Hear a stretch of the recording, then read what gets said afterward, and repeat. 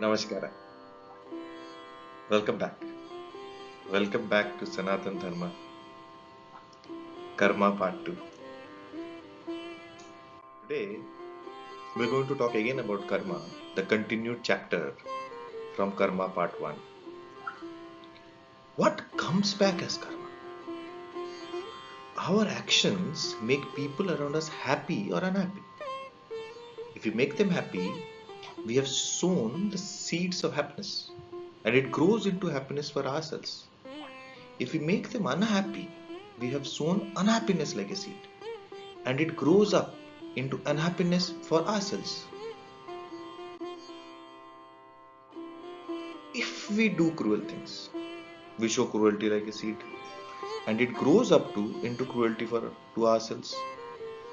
If we do kind things, we show kindness like a seed and when it grows up into kindness for ourselves, whatever we show by our actions comes back to us. This is karma.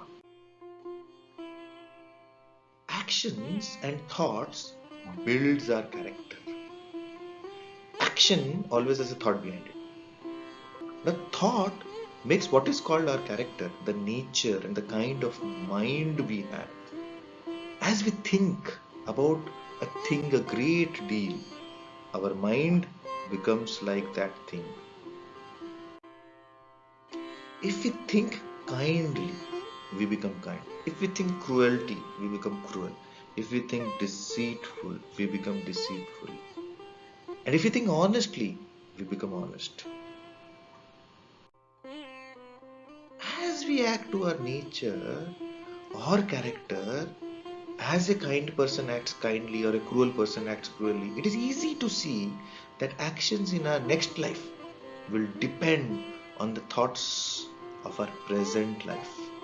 This is karma. Desire and karma, our thought has desire behind it. Our desire brings us the object which we wish for. It's like as a magnet attracts soft iron, so does desire attract objects. If we desire money, we shall have the opportunity of becoming rich in another life. If we desire learning, we shall have an opportunity to become learned in another life. If we desire love, we shall have the opportunity of becoming loved. If we desire power, we shall have the opportunity of becoming powerful. This is karma. Karma may be summed up in one sentence. A man reaps what he sows. It may come to one's mind.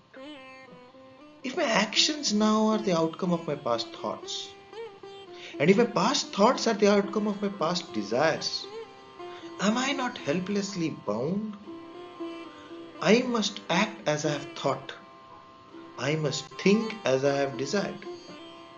This is a quote from Sanatan Dharma, 1904. That is true, but to a certain extent only. For we are changing constantly as we gain new experiences. And the jiva, which is the soul, thus gains more knowledge and by the help of that changes his desires. In this world, the course of karma is not easily understood. Even the devas are not able to comprehend the wonderful effect of action. Vedavyas, in his observations on karma, when Janavajaya seeks clarification about the law of karma, as stated in Devi Bhagavata Purana, Shastras explain that it is through karma that everything its origin when the universe comprising the three gunas was created. The seed of karma was always been in existence with no beginning or end. The individual embodied the soul, the jiva, also arose along with karma. These jivas were born again and again and again owing to karma. And only when the karma ceases, the jiva is free from the cycle of birth. That is, the jiva no longer will be associated to the body. We have further added that the sages in old days have said that karma done by the jivas are of three kinds: the auspicious, which is sattvic karma; inauspicious, the tamasic karma; the mixed, which is the rajasic karma. These are further subdivided into three types: sanchita, accumulated; bhavishya, to be experienced in the future; prarabdha, already commenced. These karmas are always associated with the body. All embodied beings from Brahma onwards to the smallest ant are under the influence of karma. When the jiva undergoes pain, pleasure, old age, disease, death, and whenever it gives vent to feelings of anger, hatred, etc., it is all owing to the karma effects. This is also called fate. These are also linked to one's past likes or dislikes. Here's a story relating to karma and its effect. There was once a king who was so cruel and unjust that his subject yearned for his death or dethronement. Ever since the king sat on the throne, his people were out for worse.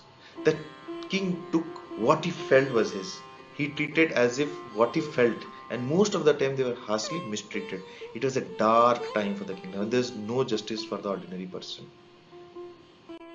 However, one day the king surprised everyone by announcing that he had decided to turn on a new leaf. He said, "No more cruelty, no more injustice. I will make sure that everyone is responsible for their actions. Everyone should know what goes around comes around." The king promised, and he kept his word. He became as the gentle and the just king.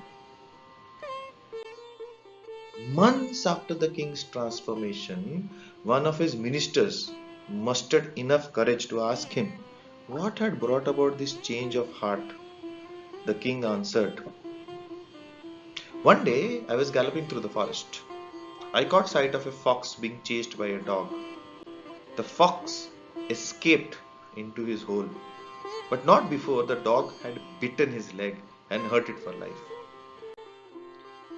Later, I rode into a village and I saw the same dog there. But now the dog was barking at a man. I kept watching what would happen. Then the man picked up a huge stone, flung it at the dog, breaking its leg. After that, the man started walking. I followed him. He had not gone far. He was kicked by a horse in a strange accident. His knee was shattered and he fell to the ground, probably disabled for life. The horse then began to run. It fell into a hole, broke its leg. Reflecting all that had happened, I thought that what goes around comes around. And then I realized that if I continue in my evil ways, I will surely be overtaken by evil. So I decided to change. When the king finished his story, the minister couldn't believe his ears. He thought to himself, how stupid can the king be? To believe in such superstition as what goes around comes around. But convinced the king has become weak and that there was a time and a right time to overthrow him and seize the throne for himself, he played his game. The minister said his goodbyes to the king and went on his way, plotting his plan to overthrow the king. While walking towards the chambers, he started making a list who will help him to get rid of the king and take control of the kingdom. He was already picturing how life will be under his rule once he becomes the king.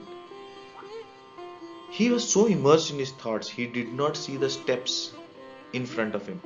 He fell and broke his leg and neck. And with this we come to a story and the end of this chapter on karma. As it is said What goes around comes around, which means consequences of one's action will have to be dealt with eventually. It comes as a lesson for every one of us in life. Hope you have liked this video, and this is the end of the karma chapter. I will be coming back with more videos shortly. Till then, keep liking, keep subscribing, and namaskar.